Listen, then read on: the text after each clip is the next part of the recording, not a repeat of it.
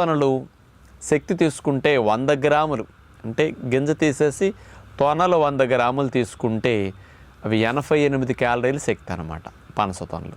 ఈ పనస తొనలు 5, 10, 15, 20 మనం అట్లా తినేసేస్తే ఒక ఆహారంగా మంచి భోజనంగా అవి తినేసి కడుపు నిండటానికి బొప్పాయి, కర్బూజా లాంటివి నింపేయచ్చు అనమాట.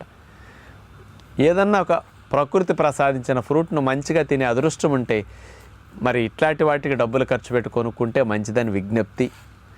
ఈ పనస తొనలకి మనం కొనుక్కొని తినేటప్పుడు గింజలు లోపల వస్తుంటాయి. ఆ పనస గింజల్ని మనం ఎలా ఉపయోగించవచ్చు? మీరందరూ తెలియక పారేస్తూ ఉంటారు.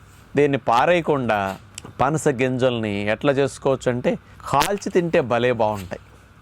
నుప్పుల్లో వేసి కాల్చుకోవటానికి అవకాశం ఉంటే చేసుకోవచ్చు. నుప్పుల్లో వేయకుండా కూడా ఇప్పుడు మనకి మందపాటి మూకుళ్ళు ఉంటాయి, పూర్వం రోజులు గుంట మూకుళ్ళు, అలాంటి వాటిలో పెట్టేసేసి మీరు పైన